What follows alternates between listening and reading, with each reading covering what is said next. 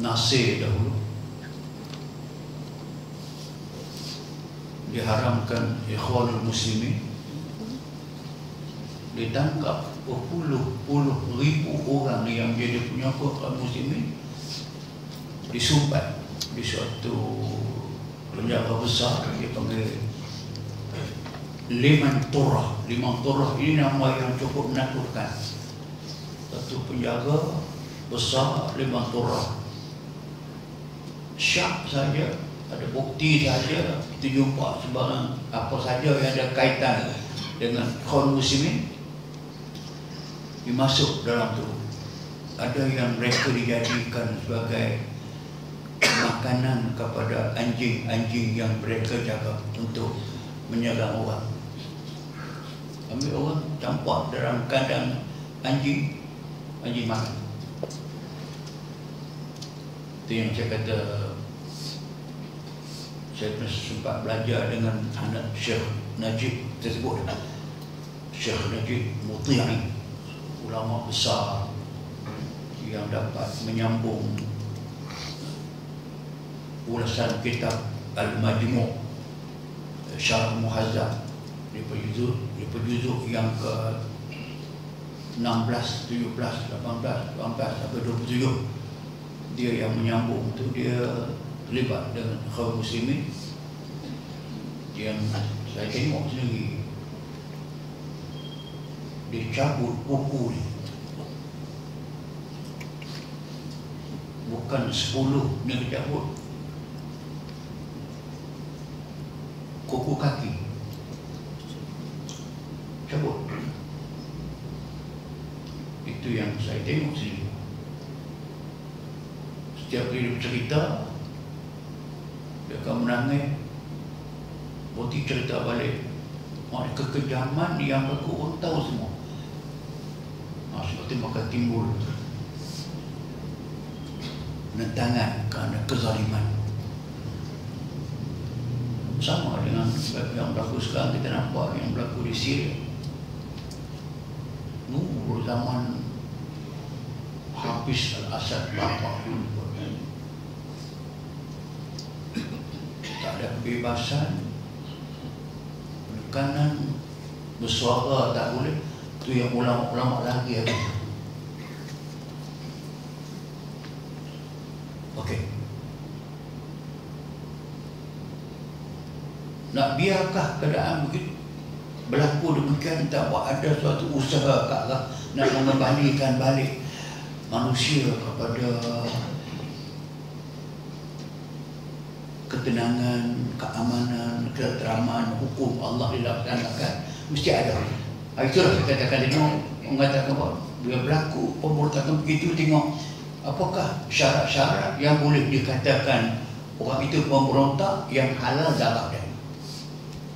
Satu di antaranya, orang itu ada kekuatan perkumpulan yang tertubuh dalam sebuah negeri Islam itu.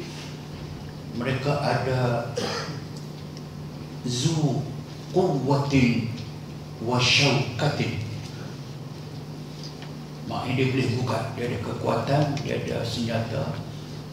Samalah macam saya nak fahamkan, macam Lahad Datu lah, dia ada senjata, so dia boleh, tidak mudah untuk dipatahkan. Itu berapa lama kita boleh berdahat, besar mana sangat. Okey, syarat yang pertamanya, kalau orang itu ada syaukah, ada kuwah, ada senjata. Kalau senjata dekat buluh runcing itu, okey, saya suka nak bisa ingat balik peristiwa yang berlaku ke atas golongan Ibrahim Libya, Allahyarham. Saya terangkan, Islam letakkan kalau orang itu murah, orang itu berderhaka. Tengok, syarat yang pertamanya zu quwwatin wa syauka. Dia ada kuat, ada kekuatan ke tidak? Tuan-tuan mesti ingat, saya ingat ketika tu, ketika polis pergi mengepung rumah Ibrahim Libya. Dalam tu dia dengan pengikut dia, orang perempuan, ada lelaki, ada apa semua ada. Mereka hanya ada satu senjata, senapan, tapi patah.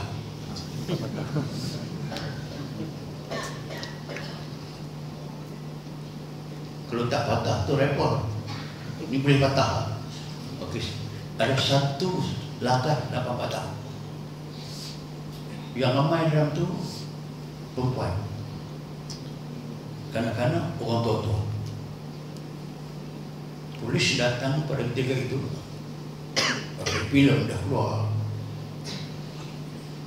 menyerbu masuk. Amatkah tolak pagar, tembak? Itulah gugurnya Ibrahim dan beberapa orang pengikut. Soalan, tak bolehkah kalau kekuatan yang ada pada Ibrahim Libya sebagai contoh dan belajar kini, saya kata kalau bawa payah beli kereta, payah beli kereta, bawa pergi semua air rumah, pasti rumah itu untuk orang tak mati. Kalau kita gunakan satu senapan patah dengan 100 M60, memanglah maka tidak cukup syarat orang tu dipanggil murah, maka darah mereka tetaplah haram dan tidak halal. Sebab syarat hukum fiqh kita syarat meletakkan bahawa golongan itu boleh dikatakan murah kalau mereka ada kekuatan. Apa ada kekuatan? Laki-laki yang terlatih, senjata yang berbahaya, ada bom, ada senapan. Senapan dengan senapan, kalau zaman sekarang. Memang dulu keren dengan keren. Jadi kalau tak ada itu maka bukan buah. Itu yang pertama. Yang kedua, katakan bahawa bilangan yang memberontak itu boleh dikatakan sampai kepada peringkat boleh mengancam keselamatan. Kalau 3 orang saja, 4 orang saja, takkan nak pergi hadapi mereka dengan bom. Nak pergi bom kampung itu kerana 3 orang berontak, ataupun pergi bakar sebuah kampung. Tak. Ingatlah sebab yang pertama tadi mereka ada kekuatan, ada kehebatan, kedua belangan ramai. Dan yang ketiganya, mereka yang memberontak itu, selepas kita bincang, kerajaan menghantar wakil membincang dengan mereka, kenapa yang mereka memberontak. Kalau mereka menghujahkan pemberontak itu, menghujahkan pemerintah zalim. Apa yang zalimnya? Kalau mereka ada ijtihad, kalau ijtihad mereka itu mungkin betul dan mungkin salah. Kalau ijtihad dia betul, kena terima. Kalau ijtihad dia salah, perbetulkan kesilapan pahaman. Sebab ini akan berkaitan balik ini dengan cerita apabila Ali bin Abi Thalib. Sebab apabila Ali bin Abi Thalib menghadapi suatu tentangan yang kuat dari pemberontak, so Ali menghantar Ibnu Abbas sebagai wakil berjumpa dengan orang yang memberontak zaman Ali. So maka mereka telah menjawab semua soalan dan dapat diselesaikan dengan baik oleh Ibnu Abbas. Apa dia mereka punya alasan?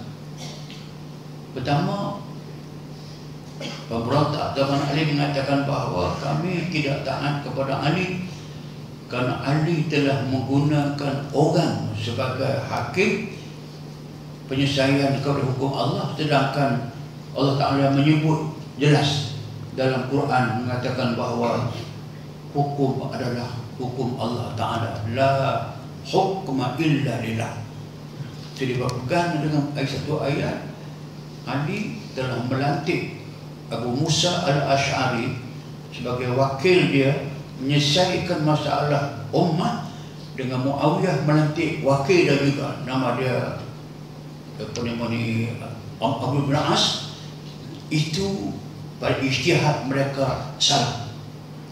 Dan yang keduanya, mereka berhujah Ali berperang dengan golongan Aisyah.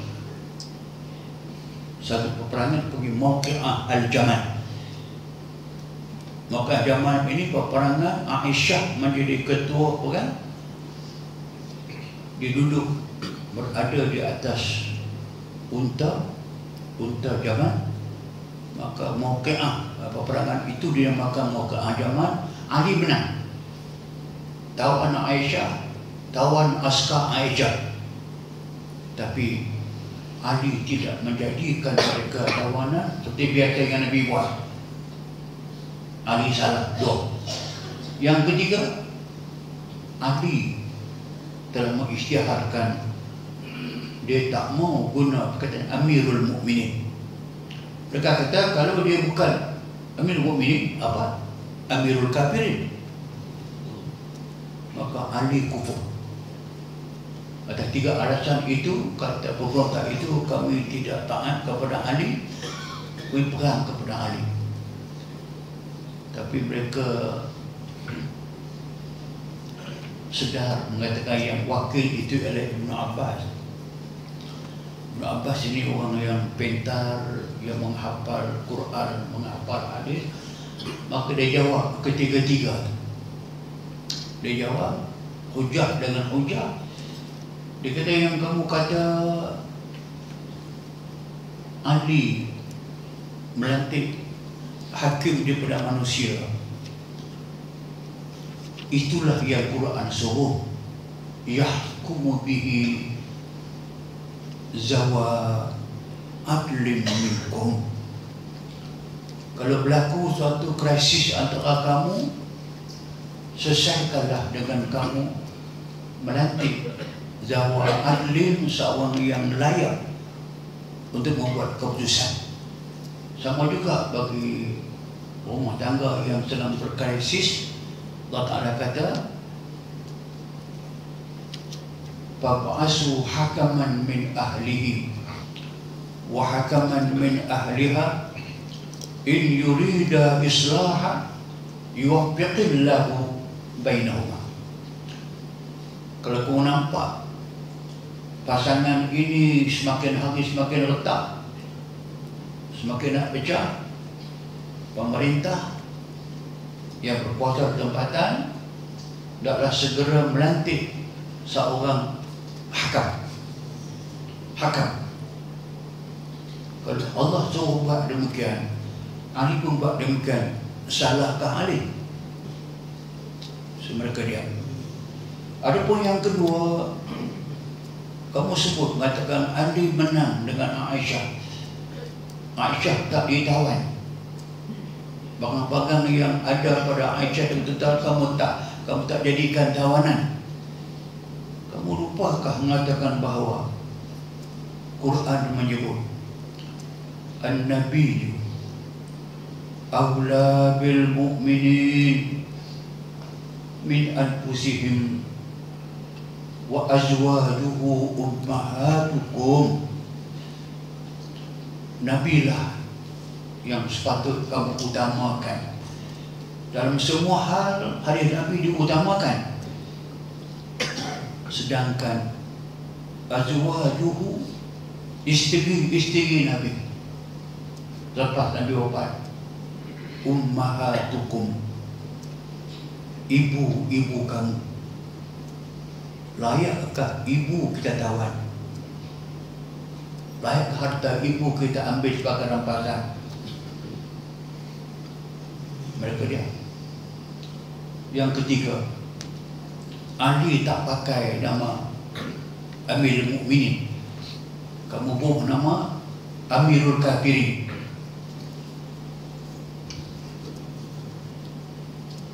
Salahkah untuk seorang itu membuang gelaran dia? Kamu lupakah tidak mengatakan bahawa dalam sulh Hudaybiyah, Nabi semasa berlaku peperangan Hudaybiyah berakhir dengan satu perjanjian dibuat antara Nabi dengan golongan musyrikin Makkah masa berunding untuk menulis ayat-ayat dalam perjanjian. Nabi lantik Ali sebagai penulis. Quraisy menghantar seorang sahabat, seorang wakil mereka yang garang, yang kasar, yang sukar berunding. Nama dia Suhail bin Amr. Suhail bin Amr berunding. Nabi kata, aku akan sebut apa yang aku nak, atau kamu pindah apa kau nak pindah. Start dengan Bismillahirrahmanirrahim. Ada nak tulis, kata ke motif. Aku tak tahu apa dia Rahman, apa dia Rahim.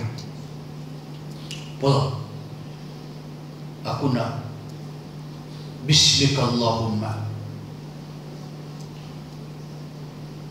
Ali potong. Ali keberatan. Potong. Tukar. Reka yang kedua. Hada ahdun min Muhammad sallallahu alaihi wasallam. Motif. Kalau kami mengaku kamu Nabi, tak apa. Potong Muhammad, potong Rasulullah. Nabi kita potong.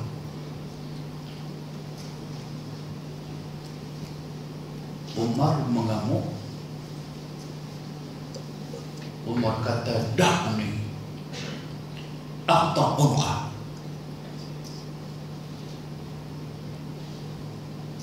Bagi peluang kepadaku, potong kepala.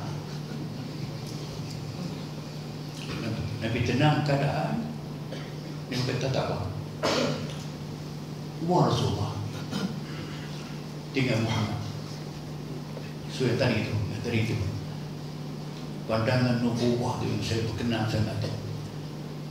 Bila Suhail bin Amr ini sebut apa pun Nabi ikut, sahabat-sahabat yang kata ni dah melampau ni. Umar sebenarnya bunuh Suhail itu. Nabi tenang Umar.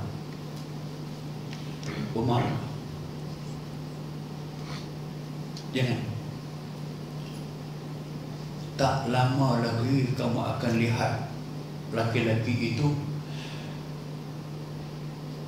melakukan suatu perkara yang kamu nak tergelak pun ia, kamu sedih pun ia, kamu apa? Okey. Maka poin besar tadi, kalau sekali Nabi sendiri pun reda pada waktu yang tertentu yang macam itu suruh buang nama Rasulullah, Nabi suruh buat, apa salah Ali buat ambil mukminin? Tengok 3 poin itulah yang menuduhkan orang tadi itu, maka kesemua golongan kita balik semula kepada taat kepada Ali bin Abi Thalib. So yang tadi itu yang kita kata sejak Suhail bin Amr. Sekarang itu orang ni Nabi ikut dia buat perjanjian, Nabi tahu. Akhirnya Nabi balik dengan tidak membuat umrah tahun itu. Ikut perjanjiannya 10 tahun tak ada perang, tapi mereka boleh datang tahun depan buat umrah umratul qada dengan syarat tidak membawa sebarang senjata. Tahun depan Nabi datang ke Mekah semula buat umrah qada. Buat umrah, Nabi tahallul daripada umrahnya dengan mencukur semua rambut Nabi.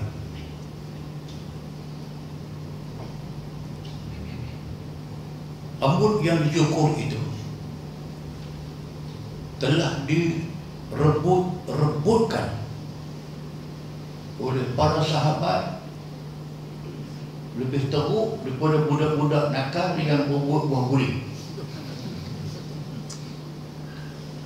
Bertolak-tolak, bertindang-tindang, bertolak-tolak. Akhirnya Suhaib bin Amru tadi itu dapat selai sahaja rambut Nabi. Rupanya dia telah Islam. Dia buat umrah bersama dengan Nabi. Dia orang Mekah. Dialah yang paling sayang dekat Nabi. Dia dapat selai rambut itu. Dia dakap rambut itu. Dia cium rambut itu. Terguling terbalik dia. Umat tengok, umat tengok. Lebih teruk budak lagi dah. Orang tengok. Oh, ini yang Nabi sebut tuan-tuan. Kamu akan nampak Umar kamu akan nampak ni Suhaib bin Amru ini panggilnya lebih teruk daripada budak-budak. Banyak itulah Islam dan itulah baik Islamnya. Jadi itulah yang saya sebut tadi, contoh yang ada pada kita. Mestilah orang itu ada ijtihad. Ijtihad itu adalah betul. Kalau tak betul diperbetulkan. Yang keempat, mereka ada ketua yang berkuasa. Kalau tak ada ketua, tak akan boleh mereka lakukan tindakan apa-apa. Kalau ketua mereka ada, dan ketua pun orang yang ada nama ada, yang ada kekuatan, barulah mereka itu boleh diperangi. Dalil yang disebutkan tadi kesemua itu ada dalam ayat Quran yang jelas. Wa in ta'ifatani minal mu'minina taqtatalu fa aslihu bainahuma fa in baghat ihdahuma 'alal ukhra, sampai habis ayat yang bermaksud, dan jika dua orang yang beriman berperang, maka damaikanlah di antara keduanya. Itu asal. Dua puak yang berperang, yang bergaduh, mesti ada pihak pendamai, pihak yang ketiga. So tadi itu kita contoh nampak ada. Kalau suami isteri berperang, walaupun dua orang berperang, maka ada orang yang ketiga, bapa asuh hakaman ada. Kalau dua orang bergaduh pun Islam suruh lantik orang tengah. Ini kan pula dua puak Islam yang bergaduh, mesti ada pihak lain yang mendamaikan. Pemerintah ada tanggungjawab.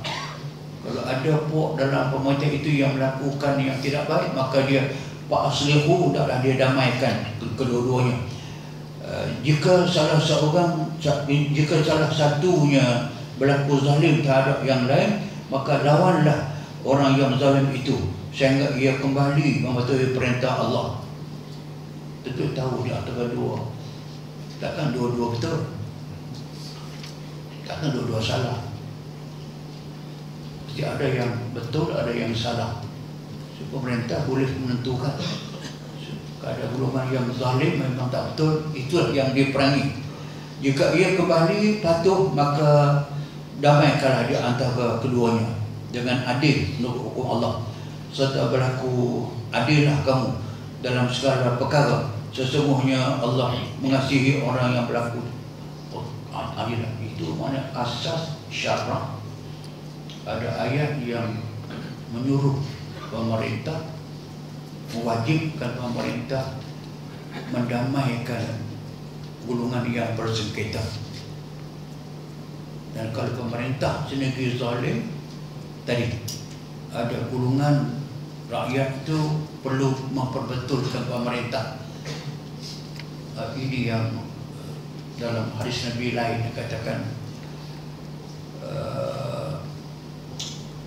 Nabi sebut akan kamu berjumpa di akhir zaman nanti pemerintah yaquluna ma la yaf'alun wa yaf'aluna ma la yu'marun faman jahadahum biyadihi fahuwa mu'min wa man jahadahum bilisanihi fahuwa mu'min wa man jahadu